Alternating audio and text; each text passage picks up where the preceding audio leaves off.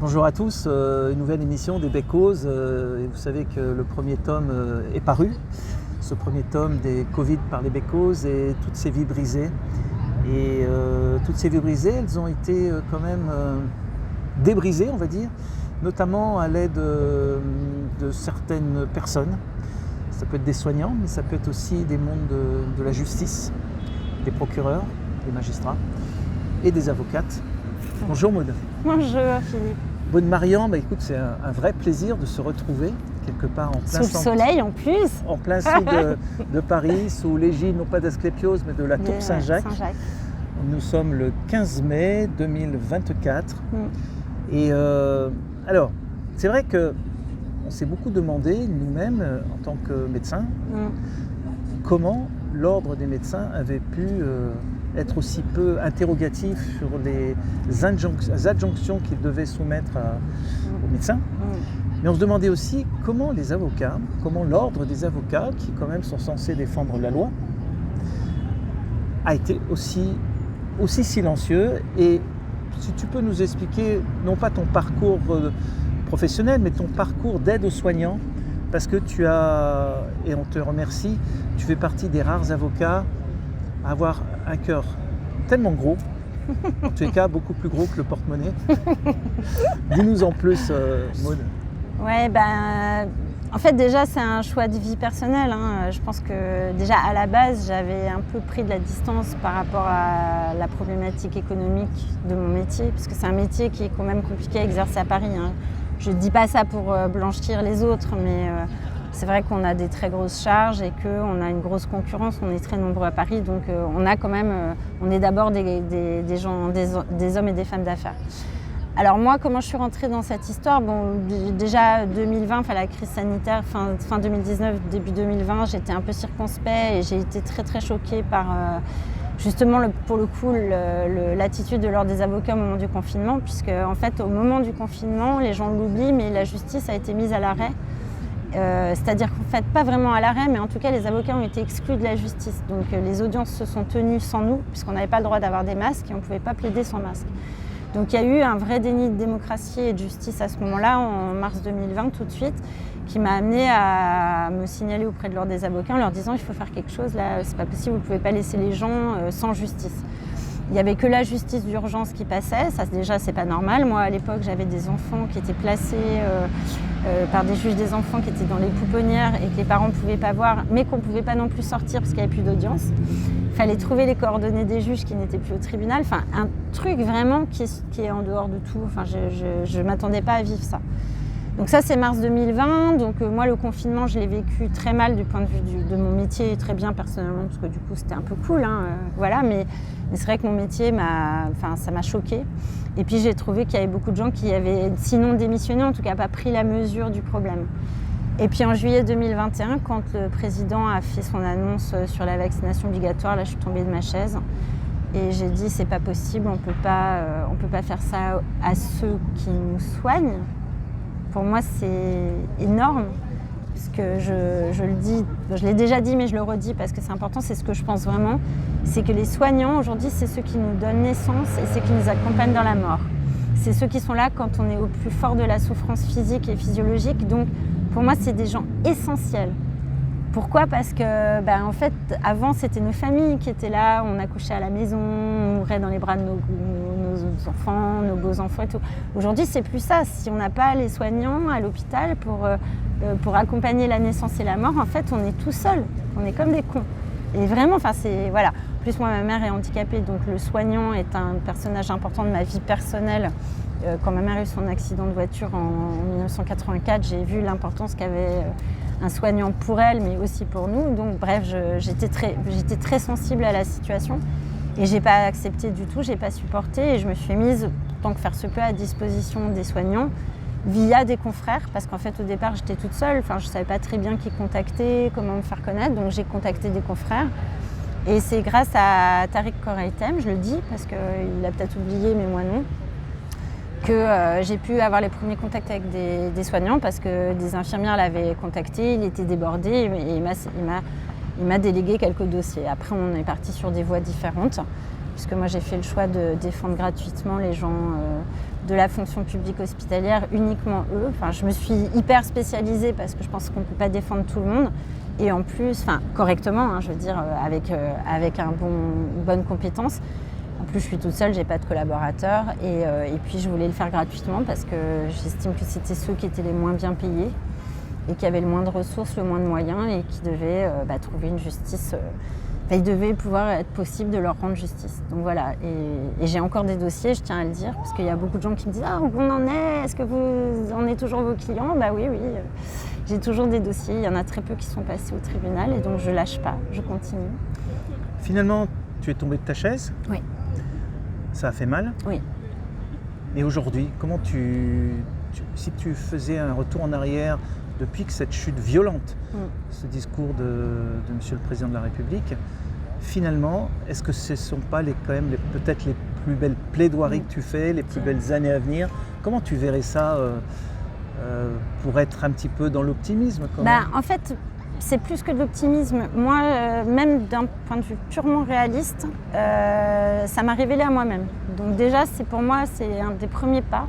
C'est que j'avais pas forcément de conscience politique, entre guillemets, de la cité. C'est-à-dire, ça m'arrivait de défendre des causes parce qu'elles me plaisaient. Mais là, c'était vraiment un positionnement personnel dans ma société. Donc déjà, merci d'avoir été aussi violente parce que ça m'a vraiment obligée à me poser et à réfléchir qui je suis, qui je veux être, qui je peux être dans cette société-là. Est-ce que je veux être de cette société? Et si oui, comment je fais? Deuxième chose magnifique, c'est que j'ai fait des rencontres époustouflantes. Parfois époustouflantes de violence aussi. J'ai eu des audiences terriblement injustes, méchantes, violentes, des gens agressifs, injurieux. Puis j'ai rencontré des personnes avec des grands cœurs, avec des convictions, des gens qui avaient besoin d'aide que j'ai adoré aider. J'ai fait des rencontres magnifiques, dont toi. C'est ça qui est incroyable, c'est que finalement, tous ces gens que nous rencontrons, toi et moi, et on l'a vu aux dernières journées du CSI, la 150e à Saintes, c'était le 8 mai, c'est incroyable. C'est des gens qui peut-être n'auraient jamais été sur nos parcours de vie. C'est sûr. Alors, on aurait pu vivre sans, évidemment, mais quel bonheur de voir toutes ces personnes, alors parfois dans la souffrance, c'est vrai, des soignants, quand on voit un magasinier d'un hôpital de l'Ouest de la France, en terrible souffrance parce que je pense qu'il subit une vraie injustice. Quand on voit tous ces soignants, tous ces non essentiels pour lesquels on nous a fait croire qu'ils étaient non essentiels, mais qu'est-ce qu'ils sont essentiels pour nous-mêmes? Et donc moi je crois que tu es aussi à l'origine justement pour défendre tous ces non essentiels, à l'origine de ce collectif de ces 300 avocats. Alors tu m'as dit que vous étiez 260 et quelques. Enfin, on était 284 au plus fort de la crise. Est-ce que grâce notamment à ce collectif, on peut avoir confiance quand même en la justice? Peut-être pas pour aujourd'hui ou demain, mais à moyen terme, est-ce que tu penses que la justice pourra rétablir quand même la vérité de tout ce qui s'est passé? Je pense qu'il faut savoir être patient et c'est la justice. Chez nous, en France, le droit suit beaucoup la société. C'est-à-dire que souvent, la justice entérine les mouvements, les évolutions de notre société. Donc je pense que là, on peut tous se rendre à l'évidence qu'il y a une évolution, même si elle est lente, donc il faut être patient. Mais je pense que oui, on aboutira à quelque chose d'un point de vue de la justice. On sera sans doute pas satisfait, on ne va pas se mentir, la justice ne va pas nous enrichir, va pas s'excuser, mais peut quand même rétablir une forme d'équilibre. Je pense que d'un point de vue international, il se passe des belles choses et que peut-être ça peut avoir des répercussions même sur notre pays à terme, mais je calcule ça à 10-15 ans, je ne parle pas de demain. Et puis de toute façon, se coltiner avec la justice et se frotter à elle pour voir un peu ce qu'il en est, et là aussi une expérience étonnante parce qu'on se rend compte qu'il y a des juges qui sont beaucoup plus humains et qui sont beaucoup plus critiques de ce qui s'est passé pendant la crise sanitaire qu'on pourrait le croire.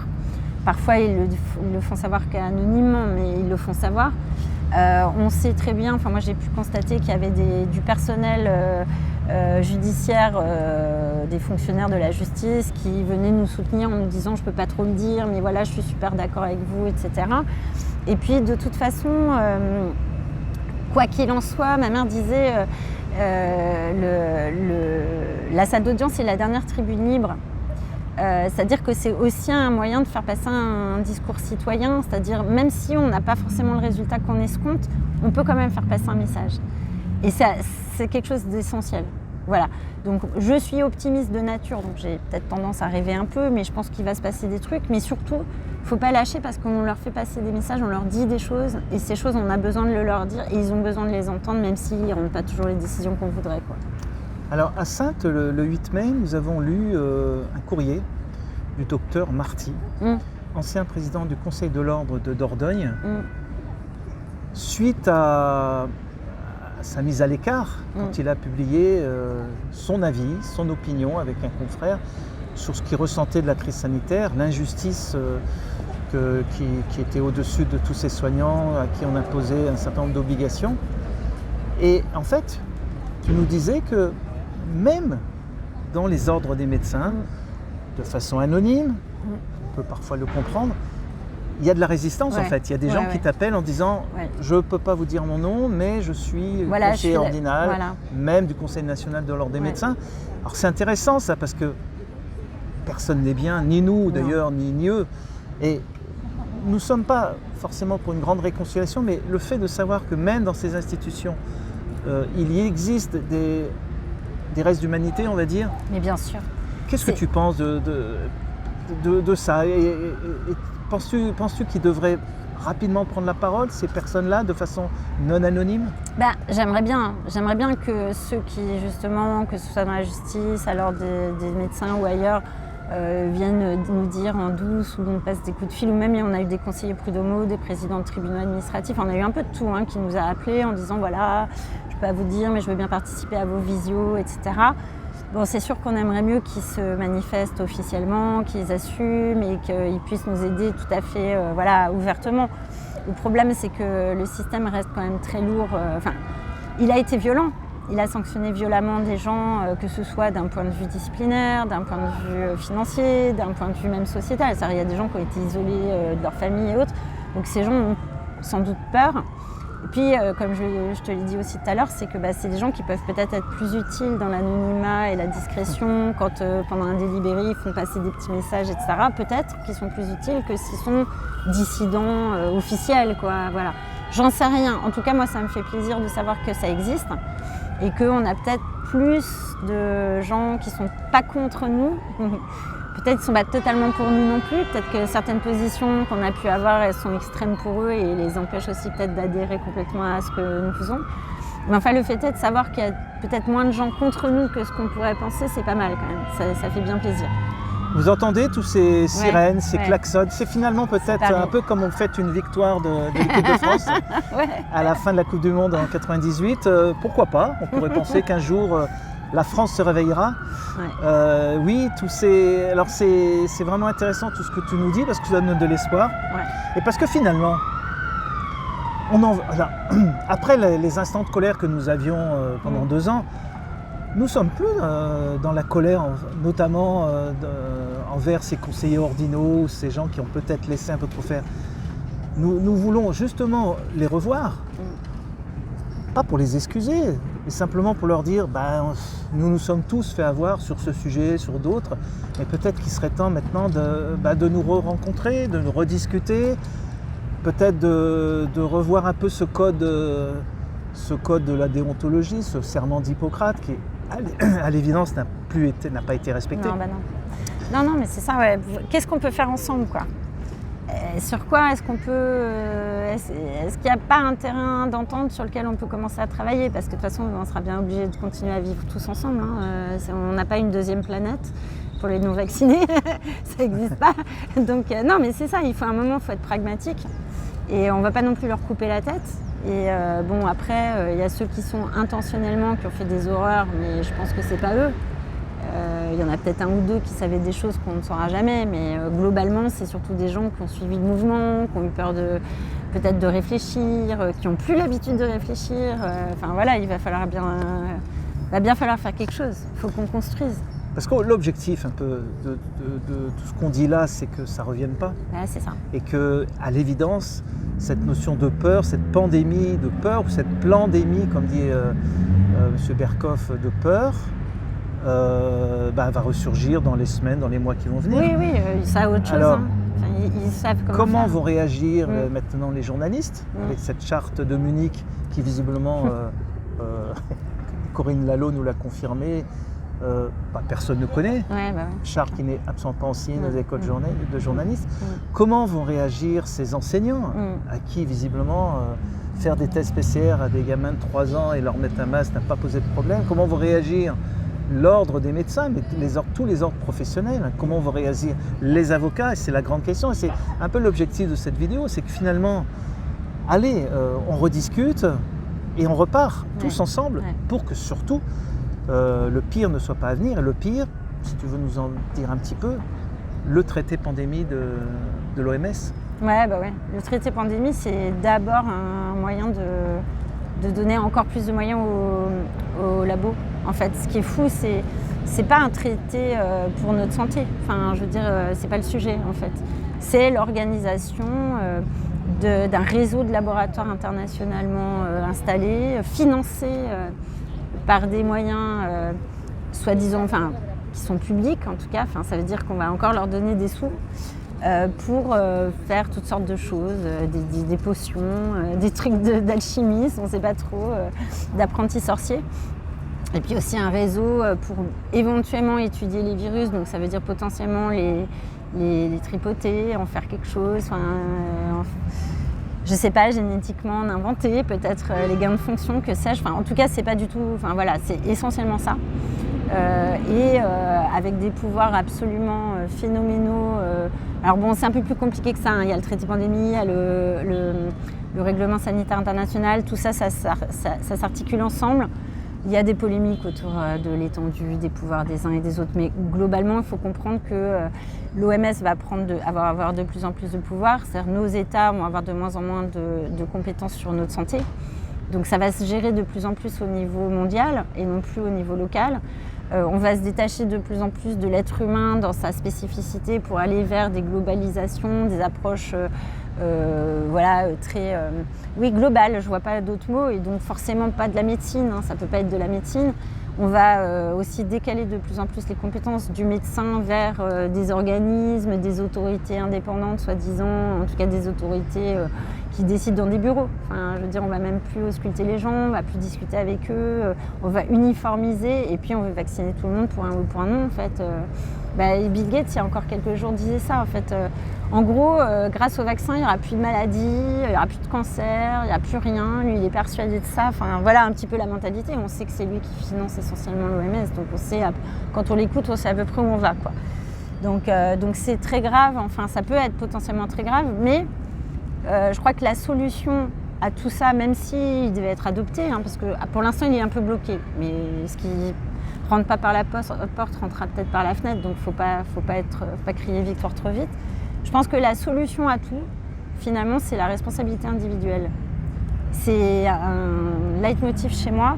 Je pense que si chacun se sent responsable de ce qu'il fait, et non pas se décharge de la responsabilité sur son ordre, ou sur son ARS, ou sur son ministre. Non mais vous voyez, je veux dire, pour moi, c'est ça. Le médecin, il doit faire son job en responsabilité.